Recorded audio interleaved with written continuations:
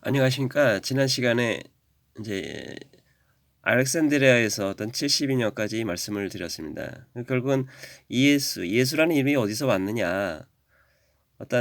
이게 딱 찾아보니까 어떤 여기까지 이제 또 연결이 되더라고요. 그래서 저는 여기서 마무리하려고 그랬는데 어떤 요거는 이제 위키백과 정보들을 이렇게 올린 거예요. 하다 보니까 여기서 이제 여기로 이동했다. 여기서 여기까지 가는 와중에서 신약 성경이 정경화된 거에 대해서 어떤 것을 알게 돼서 이렇게 말씀을 올리는데요. 제가 이 올리는 말씀은 정확하게 도대체 어디서 잘못됐느냐 이렇게 찾기는 쉽지가 않습니다.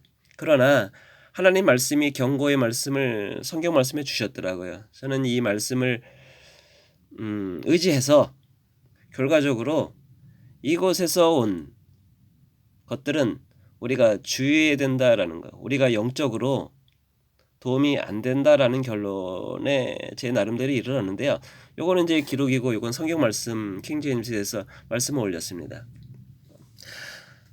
자, 간단하게 말씀드리자면은 헬레니즘 그리스 문화는 사실상 알렉산더가 죽은 후에 이 알렉산드리아라는 곳에서 포톨레마이오스가 요 도서관을 지으면서 여기서 엄청나게 많은 책을 소유하게 되고 만들게 되고 하죠. 그래서 여기를 통해서 그리스 문화가 여기를 그리스는 여기 있지만 사실상 이 이집트 알렉산드리아에서 이렇게 그 문화가 퍼져나간 건 사실상 사실이죠. 역사적인 사실이고. 그다음에 이제 로마는 정치, 경제, 사회 이런 것들은 큰 도시가 이제 로마에 있었고 그다음에 이제 콘스탄티노플 하나 있었고 도시가 알렉산드리아가 하나 있었죠. 근데 정치, 경제, 사회 이런 것들은 여기서는 퍼져나갔는데 문화는 결과적으로 종교적인 부분은 여기서 로마의 알렉산드리아 도시에서 결국은 퍼져나갔다라는 거죠. 결과적으로 헬레니즘 문화 그리고 로마의 어떤 그러한 로마가 전 세계로 퍼져나간 건 카톨릭의 영향이 큰 거죠. 결국은 로마가 전 세계에 알려진 것은 결국은 카톨릭의 영향을 볼 때 카톨릭도 결과적으로는 그 당시 어떤 이 알렉산드리아의 어떤 그러한 자료 가지고 퍼져나갔다라는 것을 봤을 때 알렉산드리아는 상당히 중요하다라는 게 확인이 되죠. 자, 성경 말씀에 이 말씀입니다. 예레미야 이런 말씀이 있어요. 온 유다의 남은 자들아 주께서 너희에 관하여 말씀하시기를 너희는 이집트로 들어가지 말라 하셨은즉 내가 이날 너희에게 경고한 것을 분명히 알라라고 말씀드렸죠. 이집트로 들어가지 말라는 말씀이 있어요. 사실상 출애굽할 때 모세를 통해서 출애굽할 때 여기서 다시 광야 생활을 하면서 다시 이곳에 이집트의 옛날 생활을 동경해가지고 우상 숭배하는 사람들을 모세를 통해서 하나님께서 멸하신 어떤 그런 말씀도 있었죠. 이것으로 되돌아가려는 어떤 그러한 행태에 대해서 상당히 강력한 경고를 주었고 여기서도 남유다가 멸망할 때에 이집트로 이동해 가려고 하는 그런 사람들한테 어떤 예언의 말씀을 주셨죠. 그 경고의 말씀. 여기에서는 그러므로 이집트 땅에 거하는 온 유다야 너희는 주의 말을 들으라. 이게 유다가 멸망하고 나서 이렇게 이동한 사람도 있고 강제 이동한 사람도 있지만 주가 말하노라 보라 내가 나의 큰 이름으로 맹세하였은즉 이집트 온 땅에 거하는 어떤 유다의 사람 입에서도 다시는 주 하나님께서 살아계신다 하며 내 이름을 부르는 일이 없으리라라고 말씀하셨습니다. 예레미야 44장 26절 말씀에. 자, 지난 시간에 여기까지 잠깐 말씀드린 걸 다시 한번 점검하자면 뭐냐면은 자, 남유다에서 프톨레메이오스가 이곳에서 랍비 72명을 데리고 와서 히브리 이때 여기에 존재했던 구전 또는 타낙 히브리 구약을 이곳에서 헬라어 구약으로 바꾸는 작업을 했습니다. 72력이라고 그랬는데 사실상 여기서 랍비가 그 일을 관여했다라고 하는데 사실상 이게 전설인지 실제적인 건지 상당히 학자들마다 다양하더라고요. 근데 캐톨릭 입장에서는 그들은 여기에 랍비가 참여했다라는 얘기가 있습니다. 그러나 사실상 72력은 유대인들이 이것을 인정하지 않고 있습니다. 그죠? 그 다음에 여기까지는 이제 확인이 지난 시간에 다 말씀을 드렸어요. 프톨레마이어스 여기까지 이제 말씀을 드렸는데 사실상 이때에 이곳에서 상당히 몇천 권에 해당하는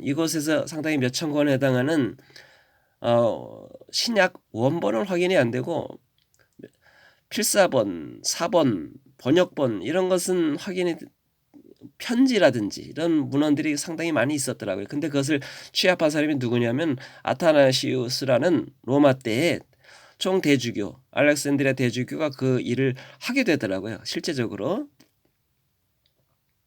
그런데 콘스탄틴이 이곳을 종교적으로 취합하면서 종교를 기독교로 이제 국교화하는 상황에서 제3차 카르타고 종교회의에서 신약을 정경화하는 작업을 했습니다. 근데 이때 신약을 정경화시킬 때에 어떤 의견을 받아들였냐면 바로 아타나시우스 이 사람이 추천한 27권에 대해서 제안을 했을 때에 이곳에서는 카르타고 종교회의에서 그것을 받아들였더라고요.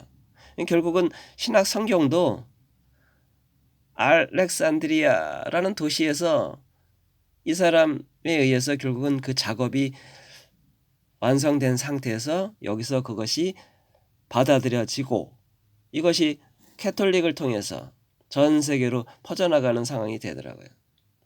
결과적으로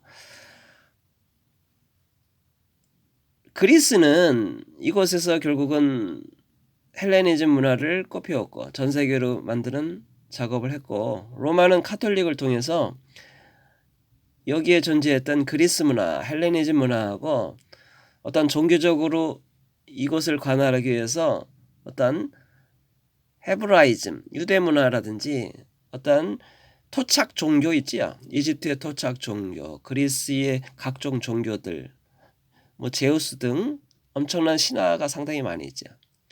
어떤 각 지역에 존재하는 어떤 것들을 튀니지에서 그것을 정경화시켜서 결과적으로 전 세계로 퍼뜨리는 작업을 하게 되는 거죠. 자, 이것을 볼 때에 히브리 구약에 이걸 이제 말씀을 계속 제가 말씀을 예수님 이름에 대해서 계속 찾다 보니까 히브리 구약 타낙에는 이렇게 쓰여 있다 그랬어요. 근데 이곳에서 알렉산드리아라는 곳에서 72력에서 이렇게 바뀌죠. 이에수스로 바뀝니다.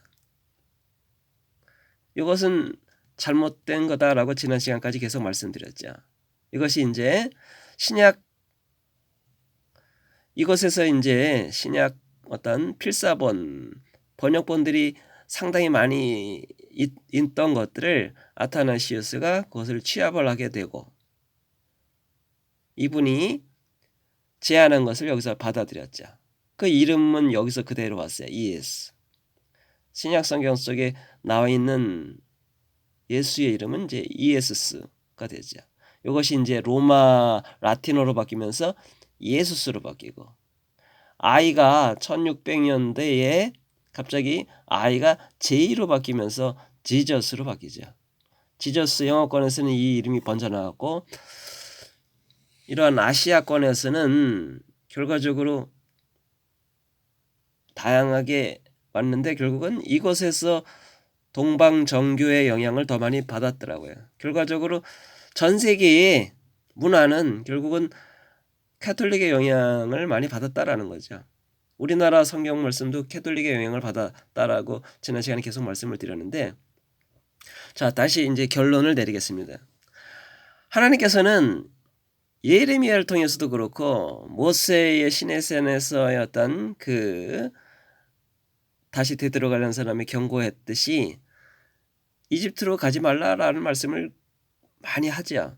사실상 제자들이 이런 많은 곳에 가서 하나님 성자 하나님의 그 복음에 대해서 전도하는 일들은 있을 수 있는데 사실상 그 많은 사람들이 그 전에 일로 가지 말라는 경고의 말씀을 많이 있습니다.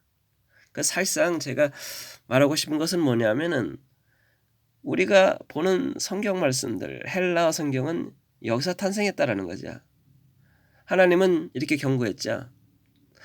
근데 하나님께서는 모든 말씀들이 하나님께서는 이제 전 세계로 하나님 말씀을 전파하기 위해서 헬레니즘, 그리스 문화를 이용했다는 어떤 그런 글귀가 있습니다. 그런 글들이 많이 있어가지고 저도 그게 당연하다고 받아들였는데 사도행전에 보니까 당시 성령을 받고 나서 각 지역의 방언으로 말을 했다라는 그런 말씀이 있지요.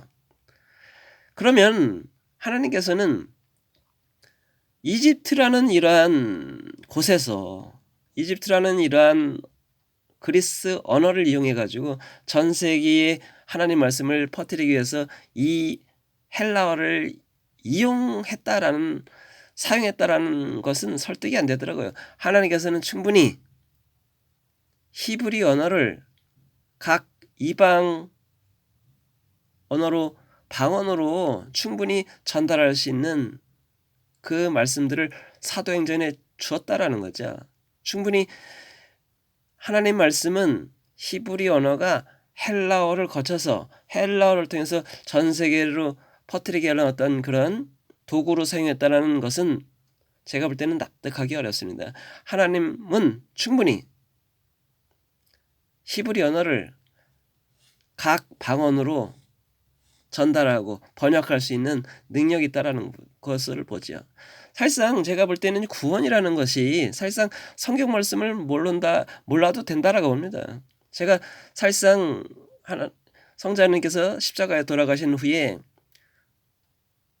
제자들 통해서 각 지역으로 복음이 전달될 때 성경 말씀을 가지고 간 사람은 제자라고 보는 거죠. 제자에 한정된다고 보는 거죠. 굳이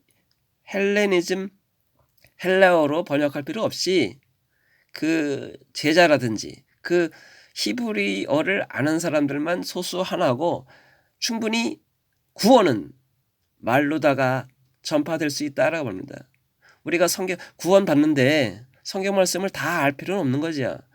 그 구원에 이르는 한 구절이라도 우리가 확실하게 그 믿음을 가지고 회개하고 그 하나님 말씀을 복음으로 믿고 인정하면은 구원받는 거죠.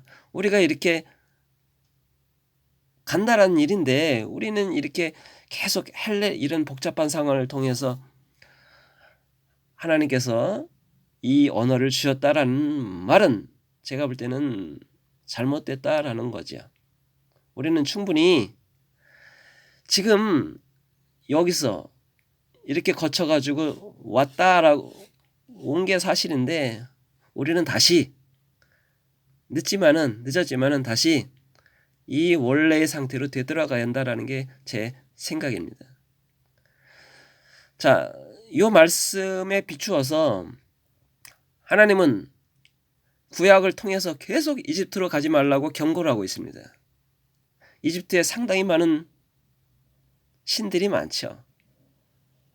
우상들이 상당히 많고 그 우상이 존재하는 이곳에서 하나님께서 이 작업을 하셨다? 영적으로 작업을 하셨다라는 것은 그런 말들, 그런 글들은 상당히 잘못된 말이다라는 거죠. 예.